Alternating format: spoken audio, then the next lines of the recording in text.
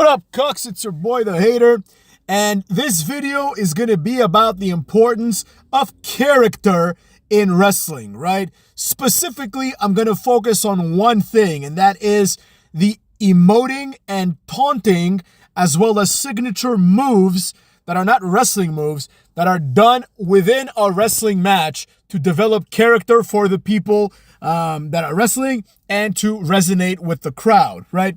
Wrestling is a performative sport. It is not a sport, but it's a performative art, for lack of a better word. And as a result of that, I think it's important to understand that there needs to be an artistic element that goes beyond doing a leg lock or a drop toe hold or whatever else Dean Malenko did when he was a jobber his whole career. No, Dean Malenko was the best wrestler. No, he never was the best wrestler at anything at any given time, cucks. So, that being said, let's talk about the issue at hand. First, the very, very important element of developing character, right? Character is not the same thing as a gimmick.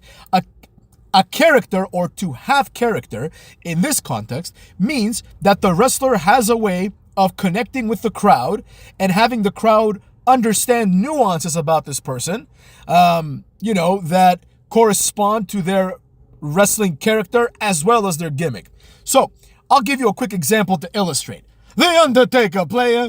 The Undertaker, periodically, he would, before he did the tombstone, he would do the little cutthroat thing, right? Benoit did it too.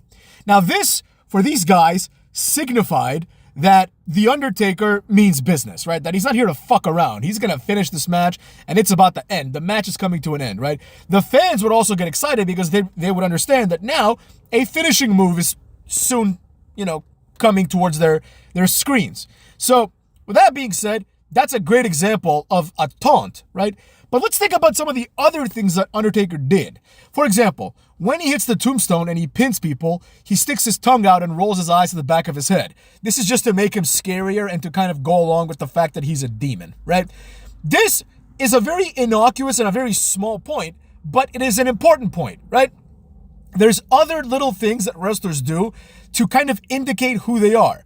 For example, Kurt Angle, and then other people that copied him, when he got serious, he would take off his straps. He would take down his straps and slap on the ankle lock, right? And you knew that this was probably going to be the end of the match. Sometimes Kurt Angle would take his straps down, later put them back on, and take them down again to, get that moment, right? The Rock would do the people's elbow, like the taunt that comes with the people's elbow, and throw his elbow pad to the crowd, right? So I wouldn't consider these things taunts because they're almost like part of the move, right? They're part of the wrestling, but they're not wrestling moves.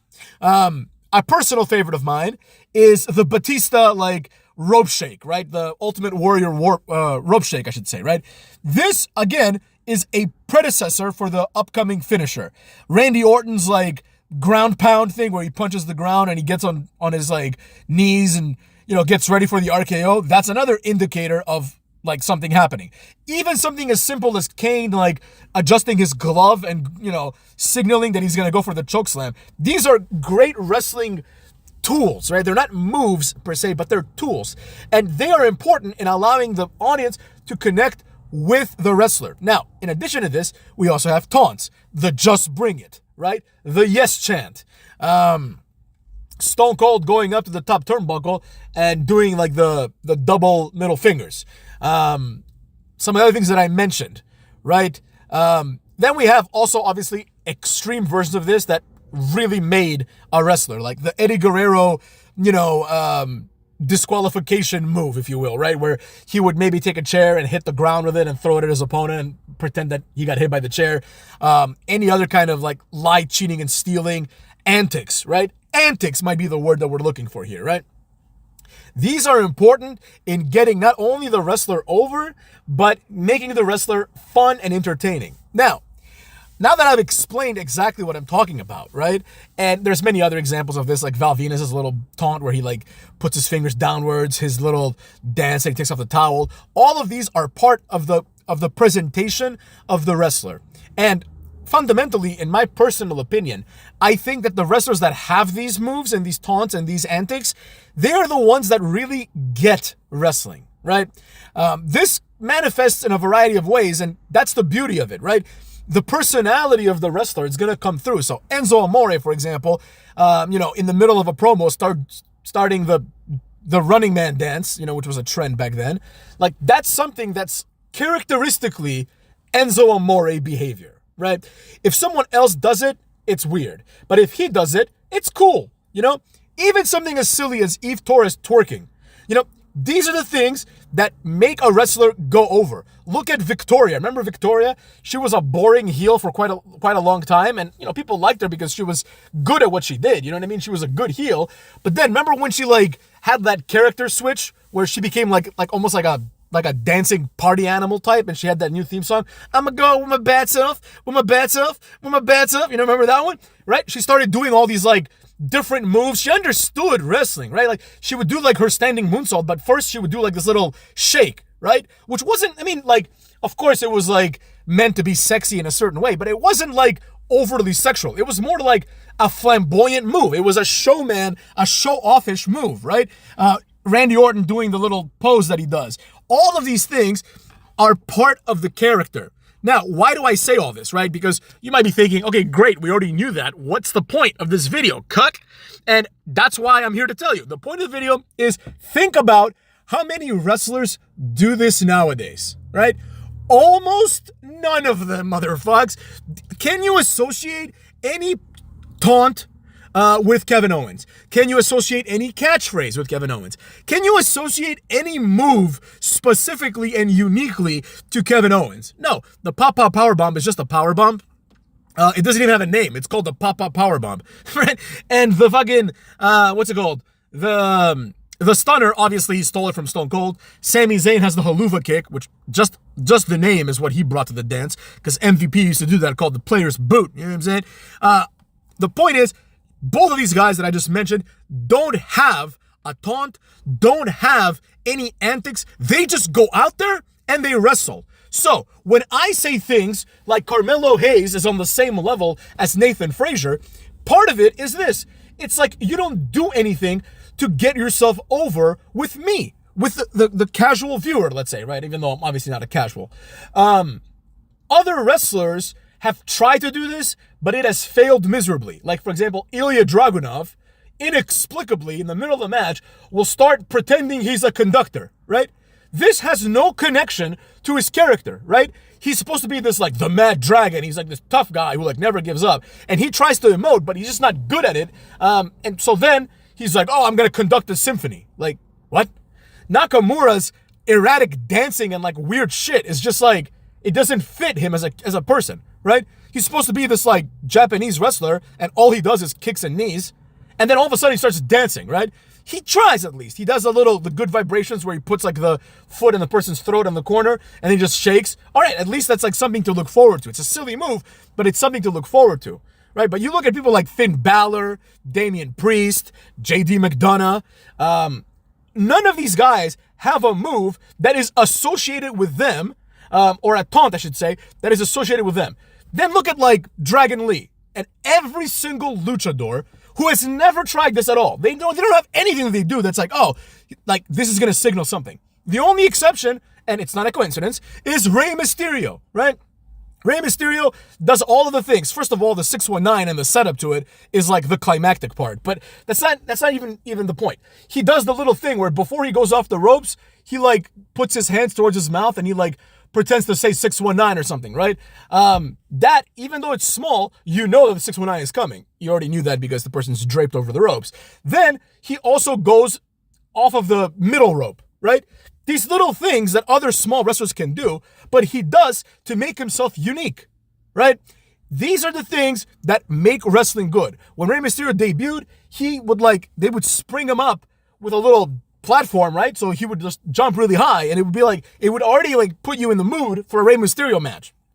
Nowadays, when they try to do these things, I guess Triple H or whoever is in charge of the production is just a complete retard, because you get things like Karrion Kross, Fall and Pray, and I watched it the first time, I'm I know I'm supposed to think this is badass and cool, but I'm why is it badass and why is it cool? You have to explain to me what about this character has anything to do with Fall and Pray. He comes out with this elaborate entrance, and then he wrestles like Samoa Joe.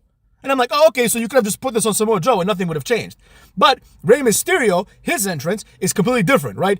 Entrances are also important. Kevin Owens, Sami Zayn just come out and they cheer to the crowd. They're like a fan. They come out like a fan would. They're like, yeah, I'm here, woo, you know? But like, compare that with, I don't know, Batista and his entrance, right? Compare that with John Cena. Like, even though his is a little generic, but compare that with John Cena's like, you can't see me, and the pumping of the Reeboks. Like, these are moves that are completely, and now even in the mainstream, associated with John Cena. It doesn't take much, right? But it does take someone with a certain level of charisma. I'll give you a great example. My personal favorite example of this, right? Booker T, motherfucks. Booker T. First of all, he had the second most electrifying move in sports entertainment today, the Spinaroonie. But forget about that. Forget about the Spinaroonie. Just remember the setup to the Spinaroonie, right? When Booker T looks at his hand and as he has 5 fingers up, and you know, to signify that he's a 5-time champ, the 5 fingers, right? Then he gets on one knee, then he does a little cross arms things, then he does a Spinaroonie. You know, this is some people would pop for that. Why doesn't Kevin Owens do a Spinaroonie or something else like that? Because he has no creativity. His entire shtick is come out, do your 4 moves, and then talk about how you're overlooked. Isn't it strange that all the wrestlers that are overlooked are wrestlers with no personality and no attempts at any of these antics? Isn't it strange that, you know, you take someone like Io Sky and people are like, oh, she's being overlooked now that she dropped the title. But it's like she doesn't do anything. There's absolutely nothing different from her. And then Dakota Sky, is her name Sky too? Dakota Kai, there you go. Like, there's no difference between them. So in order to kind of understand what wrestling is, these people create their identity, right? They get over doing random shit until that thing sticks, right? And that's why these things are often surrounded by big moments. Like Booker T doing the Spinaroonie for a long time, that was after he would do his finisher, right? He wouldn't just do it in the middle of a match. Then, and that's why I wanted to finish this video on the Bookman, right? Booker T then is told he's going to win the King of the Ring. He wins the King of the Ring. He becomes King Booker. He takes that, knocks it out of the park, right? In my opinion, if King Booker had like achieved the King Booker status like 5 years before, he should have 2 Hall of Fame rings. One for Booker T and one for King Booker. That's how good King Booker was. But think about that. King Booker, as a heel now, completely changed himself. He took everything that made Booker T awesome and took it away, right? No more Spinaroonies. Kings do not pander to the audience. They do not do Spinaroonies. Kings are better than the audience. So what did Booker T do? First, he created the little entrance, right? Where he comes out with like full-on king garb. Sharmell became Queen Sharmell, and he would do that goofy entrance where he would pick up his cape and he would spin around like 30 times looking at the crowd with this like look of like, you know, like, oh, it's almost like a kingly look, right? Then he had the often forgotten crown taunt, where I can't, you know, show you guys how it's done, but where him and Sharmell would like make this crown symbol with their fingers and put it over their heads. And then, perhaps more importantly, he had the raised pinky taunt, right? He had actual taunts that were commensurate and relevant to this character. He didn't just go around doing the same shit, right? He should have gotten a new finisher. That would have been nice, or at least renamed the scissors kick to like the coronation or something. I don't know. But that's neither here nor there. It wasn't perfect, but it was really good, right?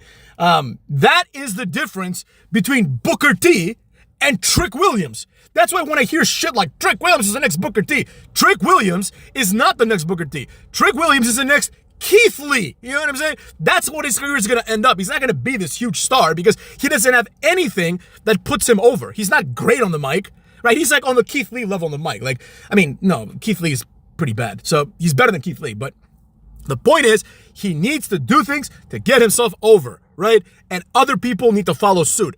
Otherwise, we turn on the TV and it's like Johnny Gargano and Tommaso Ciampa versus Axiom and Frazier. And I'm like, oh, okay, I could give a shit who wins because there's nothing to look forward to. At some point, one of them is going to hit their finisher and then the match is going to end, right? There's nothing fun to look forward to in today's wrestling, Cucks. And part of that is because the presentation and the character is missing.